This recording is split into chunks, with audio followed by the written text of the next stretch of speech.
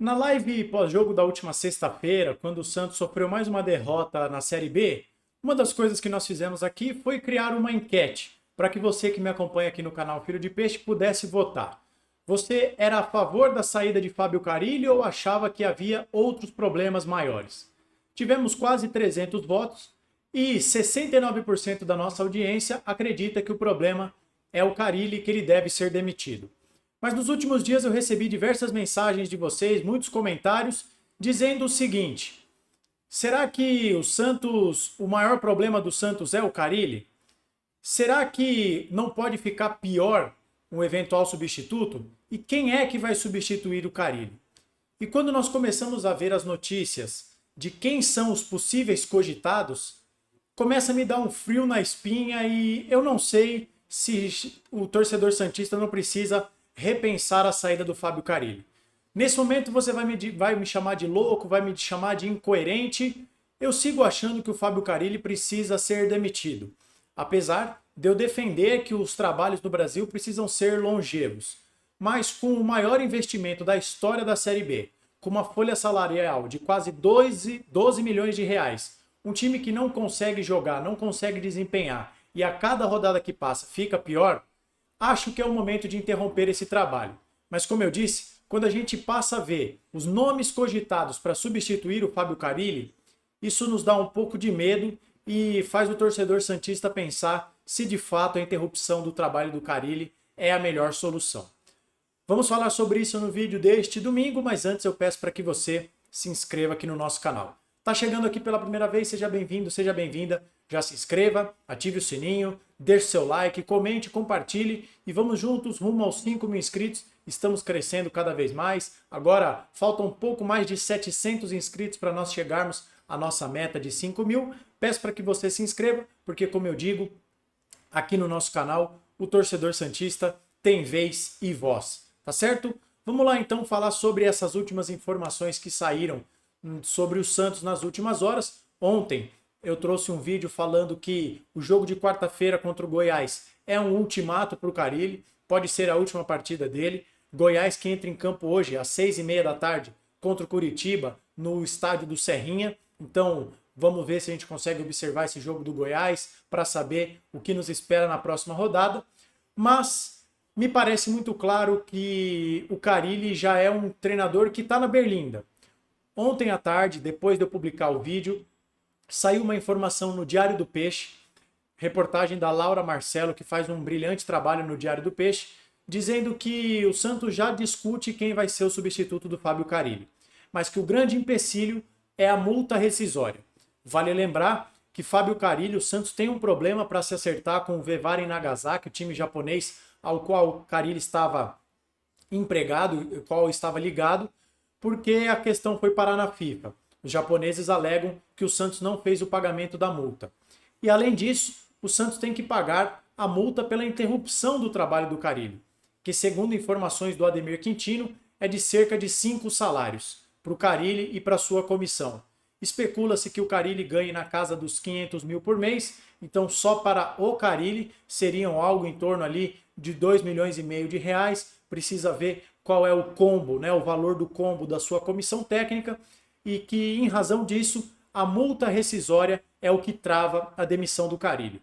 Isso mostra, mais uma vez, uma falta de convicção e de pulso firme da direção do Santos, porque se já estão se discutindo substitutos e que o Carille está preso por uma multa rescisória, isso mostra que a convicção, a confiança no trabalho do Carille já foi para as calendas, né, como diria o outro. E me preocupa muito quando eu vejo quem são os prováveis substitutos. Vamos por etapas, né?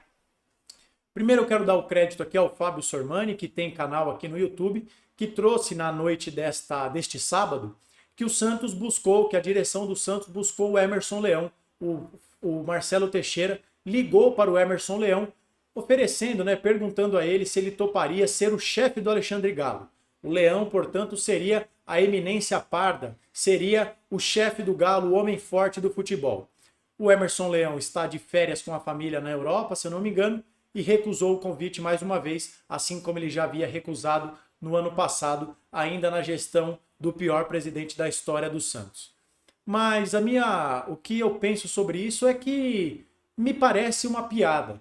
Ah, André, mas você só critica. Mas, gente, vamos lá. Eu me sinto preso numa cápsula do tempo. Eu me sinto preso no passado. O Emerson Leão foi o treinador do título brasileiro de 2002. Trabalhou com Marcelo Teixeira. Será que a direção do Santos, será que a instituição Santos Futebol Clube não tem repertório para procurar outros profissionais no mercado? Nós vamos sempre girar em torno das mesmas pessoas, de pessoas que já trabalharam com Marcelo Teixeira? Cadê a modernização? Pergunto a você que está vendo esse vídeo, quando foi a última vez que o Emerson Leão fez um trabalho com futebol? Eu me lembro dele trabalhando como comentarista há muitos anos na Fox Sports, mas de cargo diretivo, cargo à beira do campo. Quando foi a última vez que o Emerson Leão trabalhou com futebol? Será que não existe nenhum outro profissional mais antenado que esteja no dia a dia do futebol cotidianamente do que o Emerson Leão? Máximo respeito ao Leão, que foi um baita de um goleiro, um dos maiores da história do Brasil.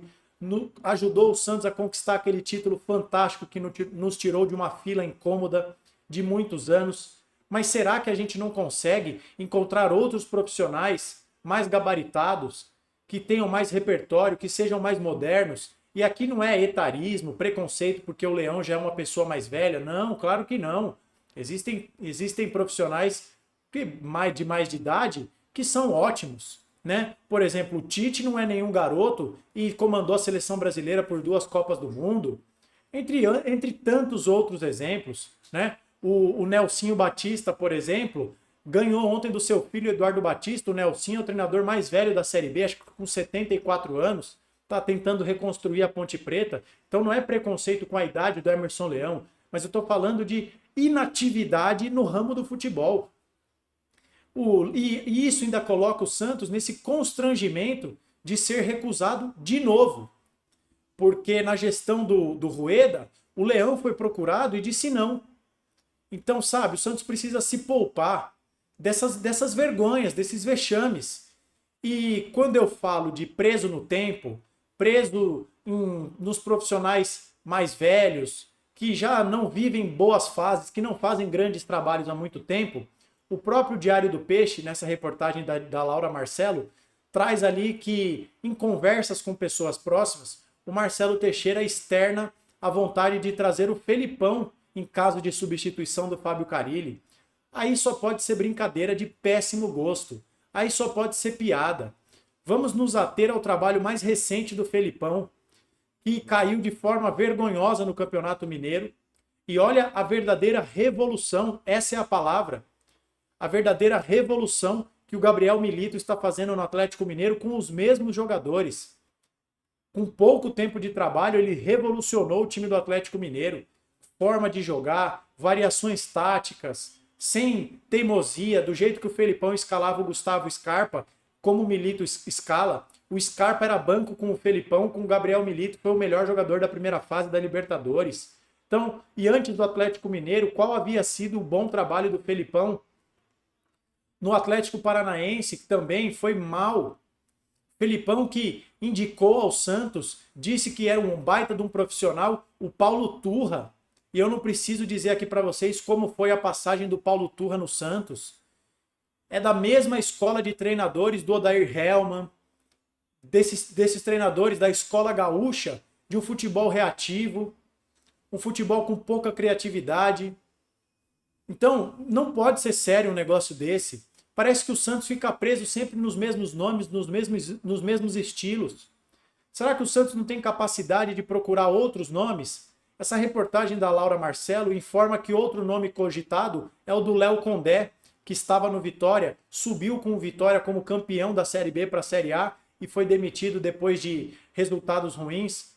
Eu acho que o Léo Condé é um treinador promissor, não sei se é o nome ideal para o Santos, mas se as duas opções são essas, é preferível um nome da nova geração, que já se mostrou capaz de conduzir um time muito mais limitado, com um orçamento muito mais baixo do que é o do Santos, como é o do Vitória, a Série A, foi campeão da segunda divisão. Mas será que o Santos não tem criatividade para procurar nomes no mercado sul-americano? Eu sei que não é exatamente o nome de um treinador, mas eu vou citar aqui para vocês, rapidamente, uma uma informação. Por exemplo, ontem o Fluminense foi derrotado em pleno Maracanã pelo Atlético Goianiense. E quem fez o gol da vitória do Dragão no último minuto do jogo foi um jogador chamado Zuleta.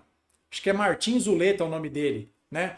Esse jogador, ele foi prospectado por um departamento de análise do qual, né, que o Atlético Paranaense faz uso.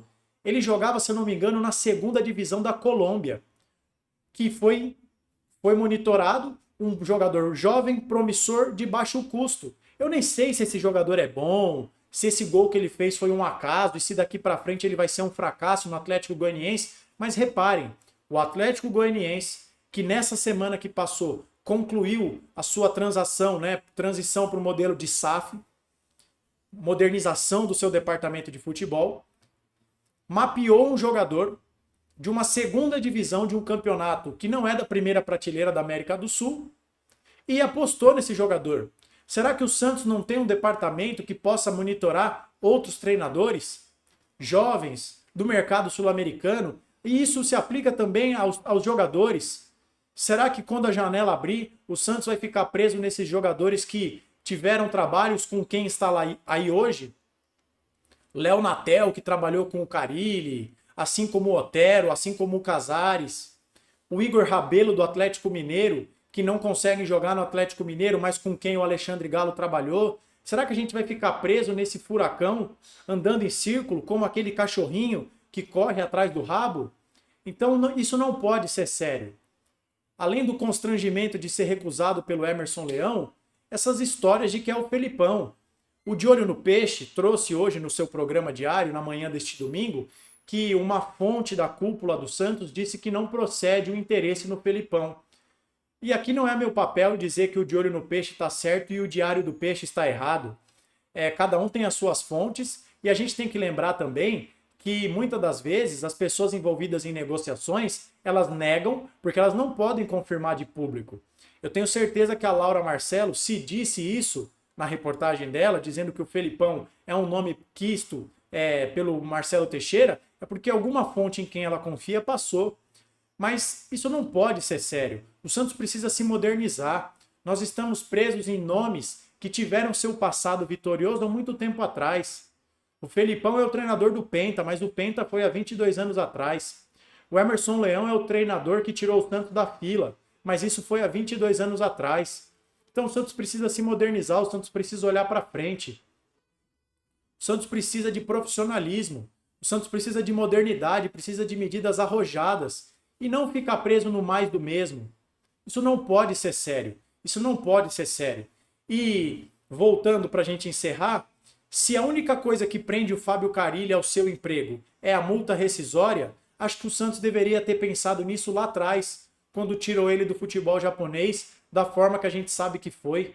Agora, o trabalho sucumbe, o trabalho para no tempo, o trabalho não evolui, mais do que isso, involui, e ele vai ficar sendo mantido no cargo por uma questão financeira?